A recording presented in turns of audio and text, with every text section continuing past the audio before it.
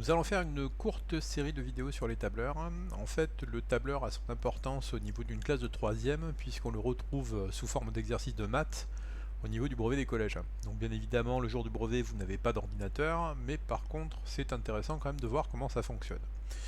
Donc ici, première chose que vous allez voir, vous avez ici le 6,5, je note ça ici, c'est important.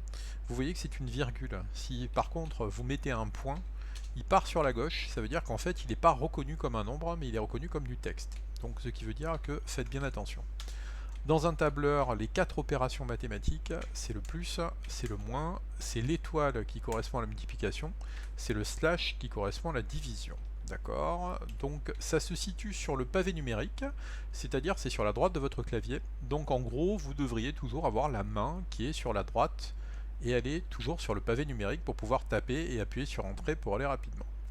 Alors, première chose qu'il faut savoir dans un tableur, si vous faites une opération de base, et ben en fait cette opération là, elle va pas fonctionner. Tout simplement, vous voyez, il l'a mis sur la gauche, donc il le considère comme du texte.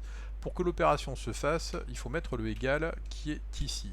Pas d'opération mathématique s'il n'y a pas de égal. Et là, on voit que le calcul est fait.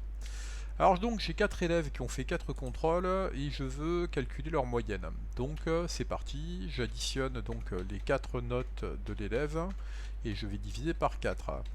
La première chose qu'il faut se rendre compte, c'est que le tableur n'est pas plus intelligent qu'une calculatrice et fait exactement ce qu'on lui demande. C'est-à-dire que là, ici, si j'appuie sur Entrée, on se doute bien que l'élève n'a pas pu avoir 49,25 de moyenne, puisqu'il doit avoir une moyenne qui est comprise entre 0 et 20.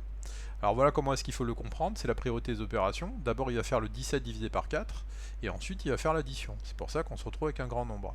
Donc ici, pas le choix, je ne peux pas faire de trait de fraction, donc je fais des parenthèses, et on voit qu'avec les parenthèses, j'obtiens quelque chose qui est normal. Donc si je continue, et j'ai bien compris le principe, je fais la suite, et je vais donc diviser par 3 parce que l'élève était absent. Donc j'ai ce résultat là, et on se rend compte quand même que c'est pas forcément un système qui est intéressant, puisque je fais finalement exactement pareil que ma calculatrice, et je pense que même j'irai plus rapidement à la calculatrice. Donc c'est pas un bon moyen, et puis même vous voyez ici par exemple, si ici il n'avait pas eu 17 mais finalement il avait eu 7, j'avais fait une faute de frappe, sa moyenne ne bouge pas, ça veut dire qu'il faudrait que je recorrige la moyenne, donc ça n'a absolument aucun intérêt. Alors ici, la première chose qu'on peut se dire, c'est ça. Je vais, à la place de prendre les valeurs qui sont dedans, je vais prendre les cases qui sont nommées. C'est-à-dire que là, par exemple ici, ce 18 là, il correspond à la case B2, parce que là, il y a B et il y a 2, c'est à l'intersection, c'est comme la bataille navale. Plus donc la case C2, vous voyez, je me casse pas la tête à l'écrire, je me contente de cliquer dessus à la souris, plus ici, et je vais donc diviser par 4. Quel est l'intérêt? C'est que là, par exemple, j'en reviens à ce que j'ai dit tout à l'heure, il n'a pas eu 17, il a eu 7. Paf, automatiquement, sa moyenne, elle va changer. Donc, je suis content, j'ai déjà plus d'automatisme et j'ai déjà une meilleure utilisation de l'ordinateur.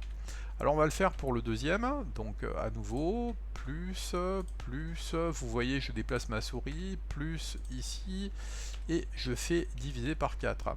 Seulement ici on se rend compte que ça ne marche pas, parce qu'en fait l'absence qui est ici, il la considère comme du texte, et il n'est pas capable de faire une addition avec du texte et de faire une division, ce qui est tout à fait normal. Donc si je fais sauter le contrôle qui est ici et que je mets divisé par 3, et ben là, excusez-moi, c'était la D3 qu'il fallait faire sauter, donc c'est la D3, voilà. On se rend compte que c'est pas une méthode qui est super encore, c'est mieux parce qu'effectivement je peux changer les valeurs et ça va adapter la moyenne, mais en imaginant finalement qu'il ait fait un contrôle de rattrapage et qu'il est 15, on voit que ça marche pas, c'est pas bon, donc il faut quelque chose de mieux. Dans les tableurs, ils sont quand même un petit peu malins, ils ont fait en fait des formules prédéfinies. C'est-à-dire que si je veux calculer une moyenne, bah je fais moyenne. Donc j'écris égale moyenne. Vous voyez que la syntaxe elle est donnée au-dessus, d'accord? Il dit qu'on a la moyenne géométrique, la moyenne harmonique. Nous, ici, tant qu'on va être comme ça veut dire que je tape la bonne formule. Si par exemple, vous voyez, je tape ici, il ne m'affiche plus la formule, ça veut dire que je suis en train de me tromper. Donc c'est aussi une manière de voir que je suis en train de faire quelque chose de correct. J'ouvre une parenthèse, et je vais faire la sélection ici des 4 valeurs à la souris en gardant le doigt appuyé. On voit en fait ici qu'il va de B2 à E2, ce qui signifie qu'en fait le 2 points c'est le jusqu'à. Donc il calcule ici de la case B2 jusqu'à la case E2. J'appuie sur Entrée, ça marche. Donc là maintenant, je vais vérifier que même s'il y a du texte et qu'ils sont un peu malins, ça fonctionne aussi, d'accord. J'appuie sur Entrée et on se rend compte que ça marche bien, donc je suis content.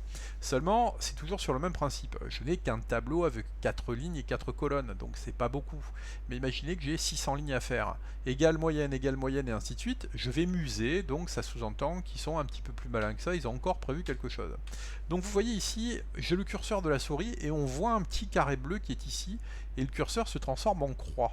Si je vais vers le bas et je descends, on voit qu'il a calculé la moyenne de façon automatique. Et ça marche pour tout, et ça marche aussi dans tous les sens. C'est-à-dire que si maintenant je veux calculer la moyenne qui est au contrôle, je fais ici égale moyenne, j'appuie sur Entrée, je me remets ici, je prends le petit carré, je tire sur la droite, et j'obtiens bien mes moyennes sur les contrôles. Donc, ce que doit savoir un élève pour passer son brevet, c'est de savoir que déjà tout calcul commence par un égal, de savoir que les 4 opérations mathématiques, c'est ici, c'est ça. Bon, bien sûr, il faut être capable de faire les calculs qu'on va vous demander de vérifier. Il doit être capable de savoir la formule de la moyenne, et enfin, il faut aussi savoir la formule de la somme, qui arrive dans certains tableaux, comme on pourra le voir dans certains exercices. Donc c'est exactement le même principe, c'est-à-dire que si je voulais additionner tous ces nombres, j'écris égale somme, parce que la somme c'est le résultat d'une addition. Je tire ici pour prendre tous les nombres qui sont ici, et on voit qu'il a calculé la somme. Alors, si vous êtes quand même dans l'utilisation d'un tableur et pas uniquement dans le but de passer votre brevet, il faut quand même un peu enjoliver les choses, c'est-à-dire que là par exemple, vous voyez, je fais la sélection de mon tableau, ici j'ai la case qui est pour les bordures, et donc on peut avoir un encadrement complet des cases du tableau, avoir quelque chose qui est ici qui est plus joli. J'ai encore les fonctionnalités du traitement de texte, notamment pour la couleur. Ici le pot de peinture me permet de remplir, voilà, comme ça. Et j'ai même aussi la possibilité, par exemple, je veux mettre ici en gras pour rendre que c'est évident, donc je le mets ici en gras, et en imaginant ici que je veuille changer la couleur qui est ici et que je veuille le mettre en rouge, je peux aussi changer ici. Donc, dans cette première vidéo, on a vu quelles étaient les opérations mathématiques de base, on a vu la formule de la moyenne, on a vu la formule de la somme, et on a vu comment est-ce qu'on pouvait rendre un tableau de tableur un petit peu plus joli. C'est tout pour aujourd'hui.